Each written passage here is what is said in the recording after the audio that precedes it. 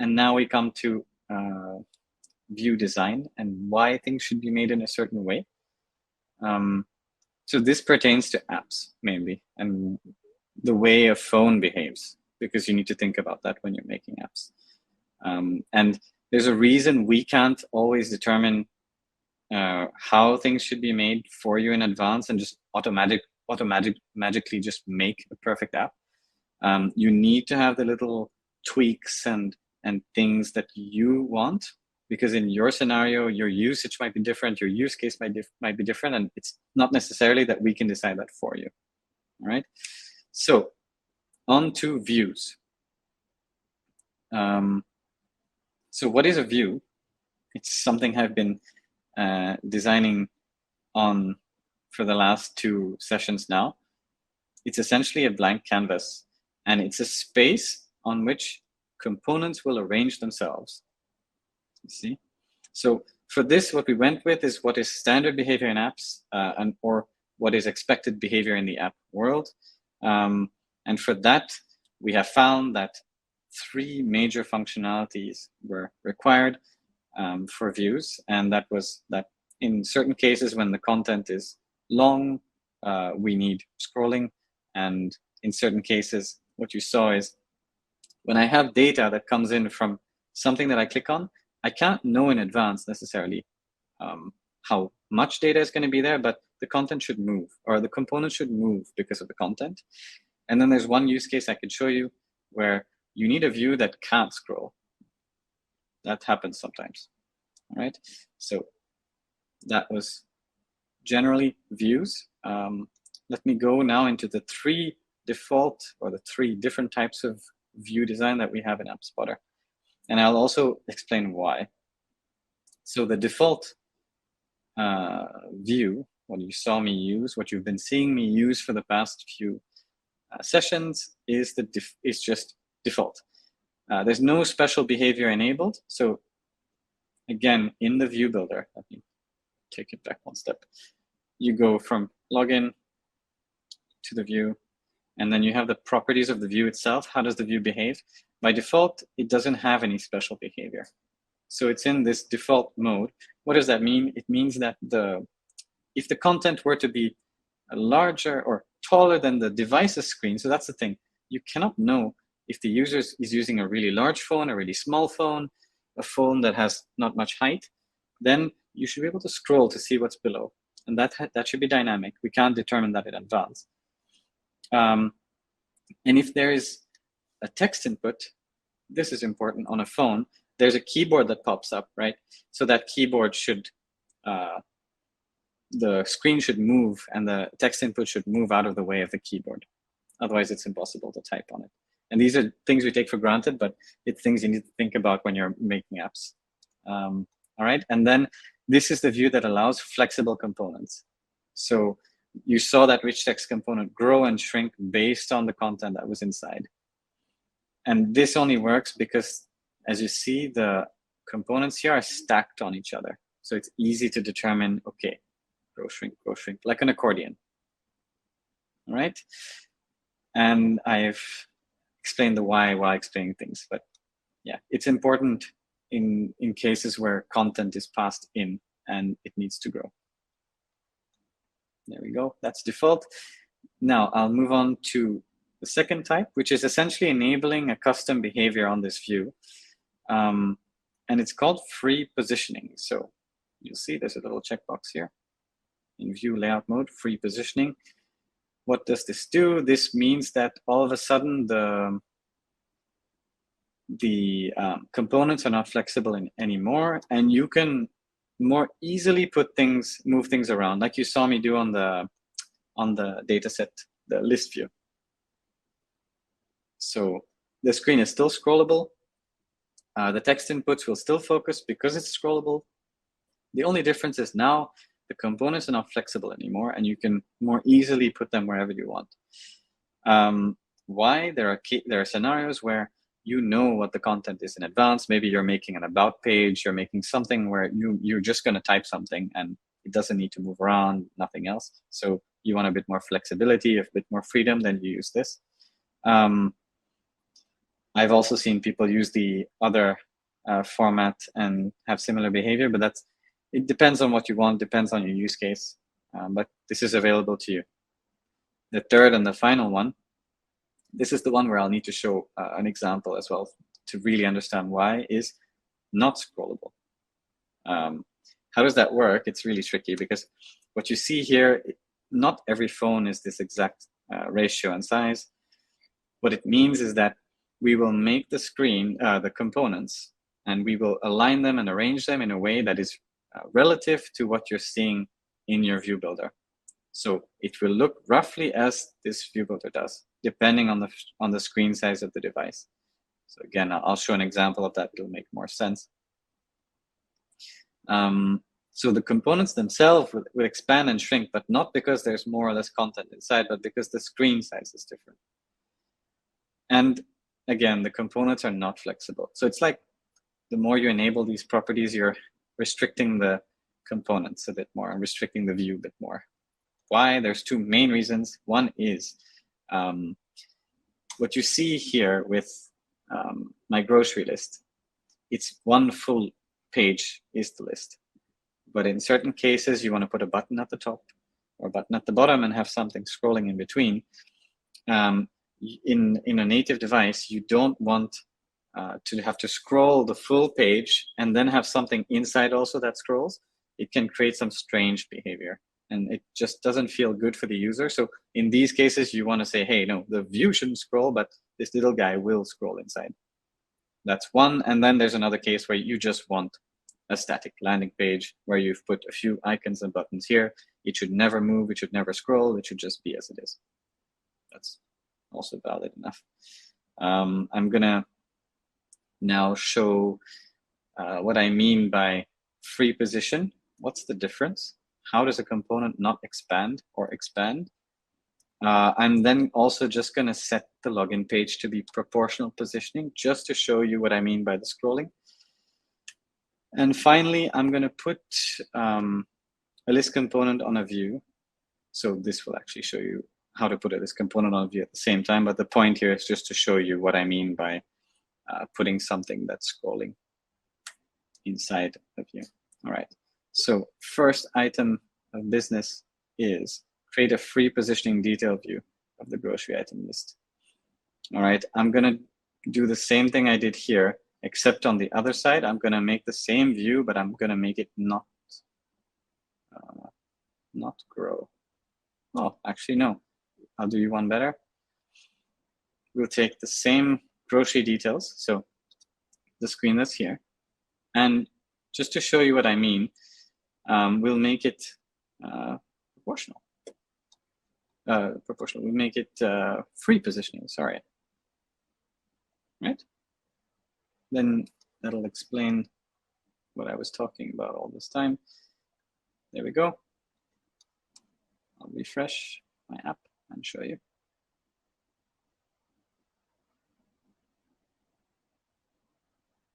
So now what'll happen, you see? What happens now is the view behaves differently. And why would you want this, you say? Because maybe I wanted to put this little guy here. Maybe I wanted to have a thing here side by side. You see, I've completely messed up my view now, but maybe I wanted it like this.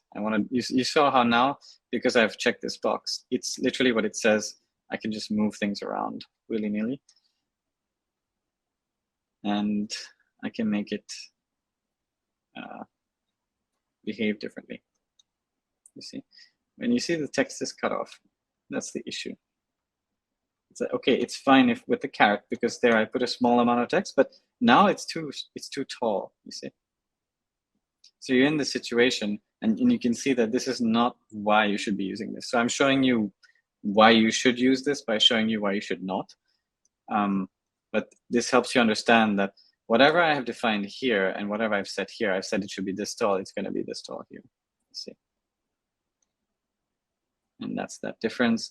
And now what will happen is when I'll move things like this, when I uncheck it, it'll come back and it'll warn you saying, hey, you're disabling it. It's going to reorganize everything. and it does. But you see, we're back to, you see, it's just filling up the side and squashing to the top. Back to this type of design. There you go. And we're back to how it was before, where everything can just grow. Okay. That's this guy. And now we're back to, phew, my design. This looks better. Ta-da, ta-da, ta-da. That's the reason to switch to that type of thing. You want more freedom, you want more movement. All right, now I'll show you again, I'll show you a reason not to use the other one, the second one, proportional positioning, by showing you how the login page will behave.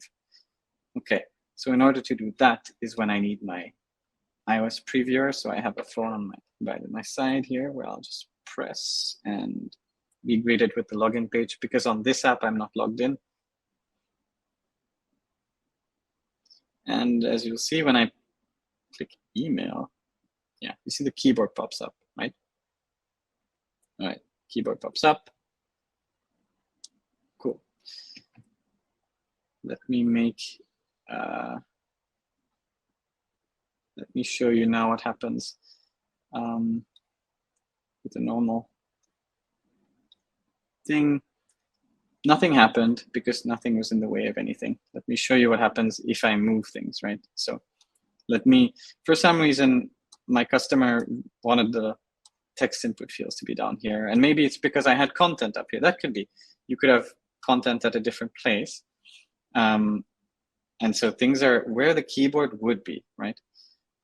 Let's see what happens now. Oop, reload preview.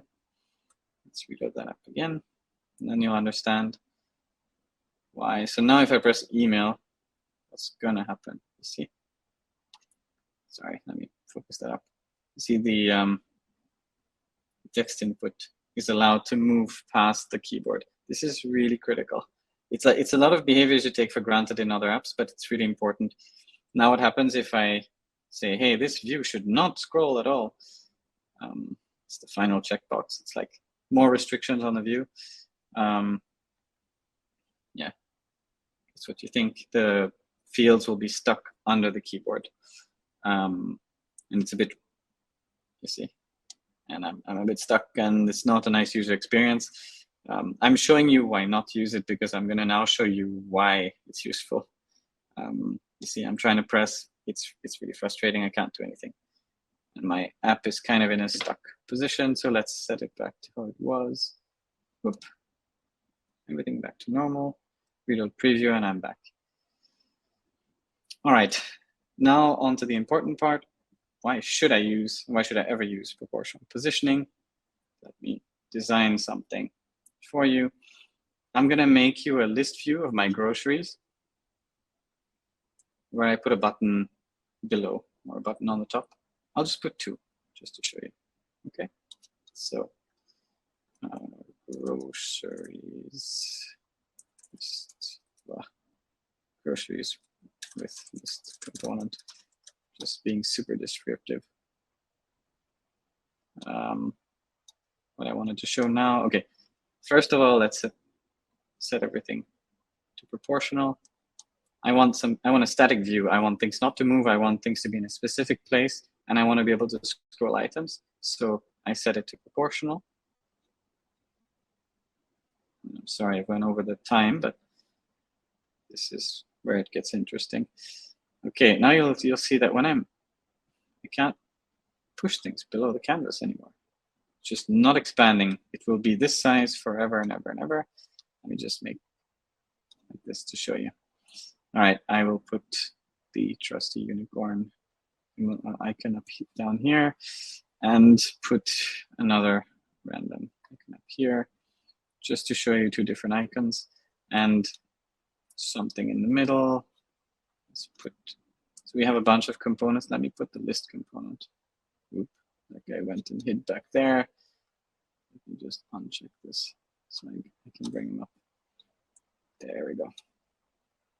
So you see, If you're converting between different view types, you need to be careful. Sometimes you can have things stuck outside.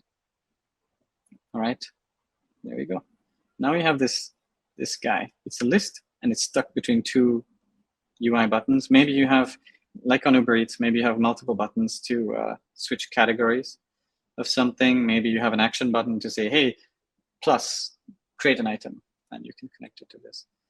All right, I'm just going to configure the list component, and it might be going a bit fast at this stage because the point of this is not to show you how the list component works, but to show you why I'm using the proportional positioning. But it's very similar. You click on the component and you say, hey, well, it's already set as a list, which is nice. Where does it come from? So list source, it comes from a data set. What view should I use? And you can have multiple different designs of how they should look. But here I've made one, so groceries. And I'm not going to connect anything else, just to show you list view. There we go. Let's put it on in our app, in our quite complicated app now. You see, it's just a view. It's not a list. It behaves differently. It will have implications on how you design your app. There you go. Let's make this screen second and refresh. Well, it's pointless on the thing. The main example I needed to show you is here. So let's check on this one what happens. All right. And as we see here, I'm going to need to add a few more items. Otherwise, it's not going to be scrollable. I'm just going to make some bogus items. It's going to be a bit ugly. There, let's just make a few. Just so that we make the, so you can see the scrolling. All right, we're starting to see a scrolling. And then this is starting to become, this example is starting to become a bit more clearer. Just add one more safe measure. There you go. See? You see how these two stay statically around it? All right. Okay, let's do the same thing on here. I don't know if I refreshed it. I'll refresh it again for safe measure. Let's log in and check how that looks like on the phone. I think we call this user webinar at appspotr.com, and we used a very simple password. But you can create your own users. There we go. This is my other view. You see, the reason we're getting into this, you can straight away see iOS is very bouncy, and that's going to have an impact on how we design this. And look how pretty this is. And the activity indicator is native on native. There you go. So we have a very bouncy list. So the issue arises now if I start not making this proportional instead just leave it. There we go. Let me just uncheck this box. That's it. And I'm going to do something to make it just go lower like this. Log in again there, and let's refresh this one. Show you both at the same time. And while that's loading, I'll log in here, webinar at appspotr.com. 1, 2, 3, 1, 2, 3. Boom. Right, and here. So what happened to this? So now I'll just look at it carefully. I'm going to scroll, and I don't see the unicorn, and then it's gonna, whoa, you see? This maybe feels okay on the web, but on the phone it's gonna not be so nice. You see? And then you're kind of stuck in this bounce, and I'm even quitting the app. Does that make sense? Oh, and now I managed to scroll. So the reason we allow this flexibility again is because we don't know exactly what you're expecting in this behavior, and we don't need to make that decision for you. That's your decision. But again, that flexibility allows you then to create other things like, hey, I want a static button at the top of this page. I want it to not scroll. I want it to do this or that. So let me just put it back how it should be. Back to normal. Yeah. Right. That was a lot of theory, but I was just showing you the different view types and why you can use them, and like actual cases of why. And I configured a list component for you, so you can see an example of that.